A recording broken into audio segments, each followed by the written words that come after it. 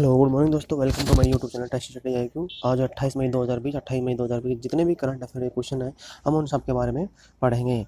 यदि आपको हमारा चैनल यदि अच्छा लगता है या आपके किसी काम में आता है या आपको क्वेश्चन में कोई प्रॉब्लम है तो आप मेरे को कमेंट कर सकते हो। इसके अलावा आप हमारे चैनल को सब्सक्राइब करके करना ना भूलें। तो पहला क्वेश्चन स्टार्ट करते हैं। कौन सा देश आर्कटिक जलवायु और पर्यावरण की निगरानी के लिए अपना पहला आर्कटिक एम उपग्रह इस वर्ष लॉन्च करेगा?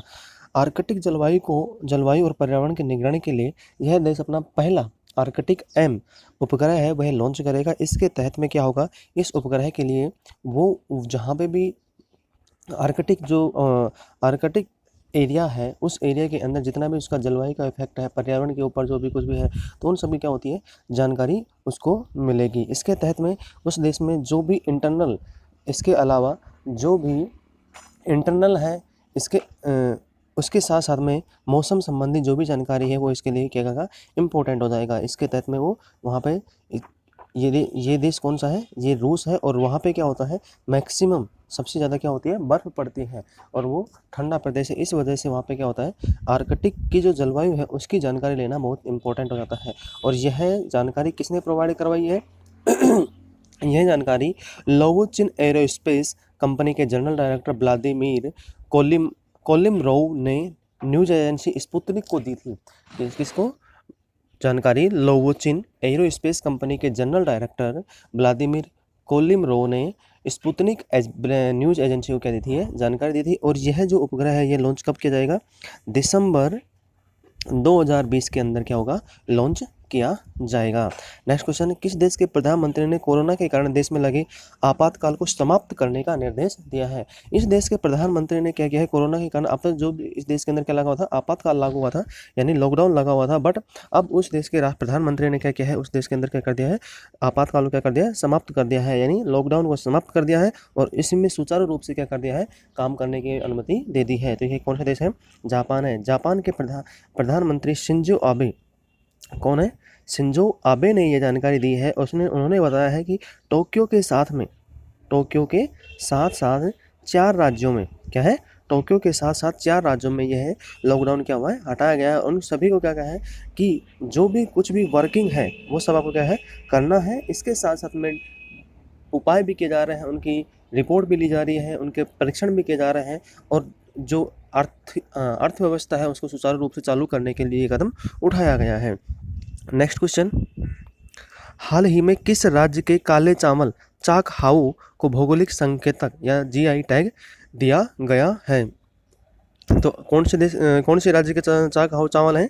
ये मणिपुर के हैं। और चाक हाउ चावल कौन से होते हैं? ये काले चावल होते हैं। क्या होते हैं?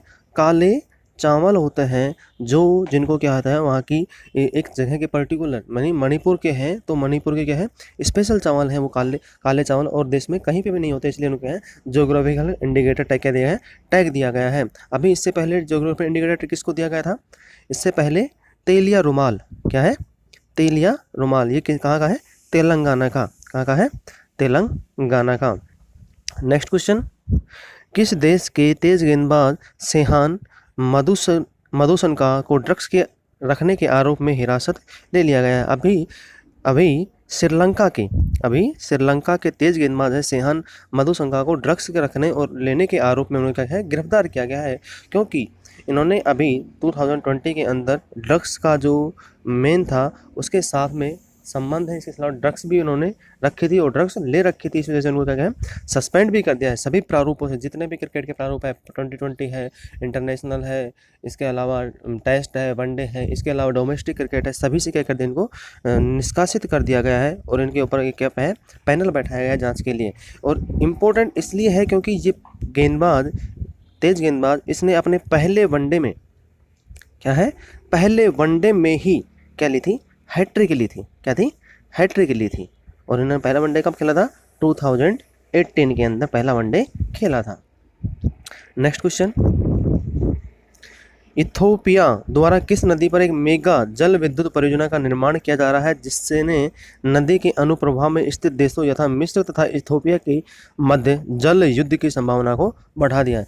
जिस प्रकार हमारे देश के अंदर ब्रह्मपुत्र नदी है, वो कहाँ से निकलती हैं? तिब्बत से निकलती हुई होती हुई चाइना के होती हुई अपने उत्तर पश्चिम उत्तर पूर्वी एरिया से होते हुए असम, अरुणाचल प्रदेश और फिर बंगाल की खाड़ी में क्या होती है? गिरती है। इसी प्रकार ये जो नदी है वो भी क्या होती है? इथोपिया से होते हुए मिस्र तथा इथोपिया के साथ में अन्य देशों में, अफ्रीका के अन्य देशों के अंदर भी क्या होता है? जल प्रवाह का साधन है। इस वजह से यदि इथोपिया इस नदी के ऊपर कुछ भी करता है तो इसका सीधा इफेक्ट दक्षिण अफ्रीका देशों के मध्य पड़ता है और उनमें जल की प्रॉब्लम होना स्टार्ट हो जाती है। तो यह कौन सी नदी है? नील नदी। और नील नदी क्या है? विश्व की सबसे लंबी नदी है। क्या है? विश्व की सबसे लंबी नदी है नील नदी। विश्व की सबसे लंबी नदी है नील नदी। अब इसमें क्या है? यह भूमध्य सागर में क्या होती है? गिरती है। किसमें? भूमध्य सागर में गिरती है। और यह भूमध्य रेखा को पार करते हुए भूमध्य रेखा को पार करते हुए सीधा कहाँ पे गिरती है? भूमध्य सागर के अंदर गिरती है और यह भूमध्य रेखा से उत्तर की ओर बहती हुई जाती है। नेक्स्ट क्वेश्चन, किस देश के लेबनानी समूह हिजबुल्लाह को आतंकवादी संगठन घोषित कर दिया है? किस देश ने लेबनानी समूह हिजबुल्लाह को आतंकवादी संगठन घोषित कर दिया है? तो कौन सा देश ने किया है? यह अभी जर्मनी ने किया है। किसने किया है? जर्मनी ने किया है। और लेबनानी जो समूह है वो किसके अंदर है?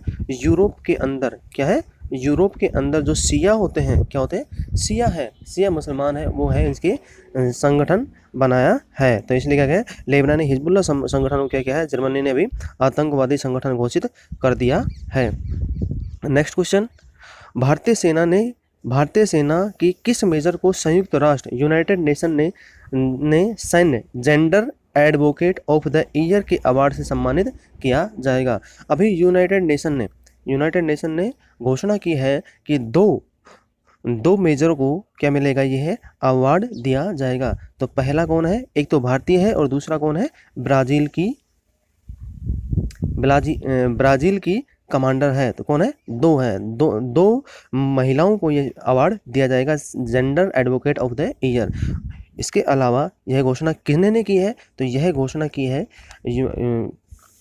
यूएन के अध्यक्ष एंटोनियो गुटेरेस ने इनके नामों की घोषणा की है। तो यहाँ पे किसको मिलेगा? भारत की तरफ से मिलेगा सुमन गवनी को। सुमन गवनी को यह अवार्ड दिया जाएगा। इसके साथ में जो ब्राज़ील की कमांडर है, सैन्य कमांडर है, उनका नाम भी इम्पोर्टेंट है क्योंकि इन दोनों को एक साथ दिया जाएगा। तो ब्राज़ील की सैन्य कमांडर कौन है?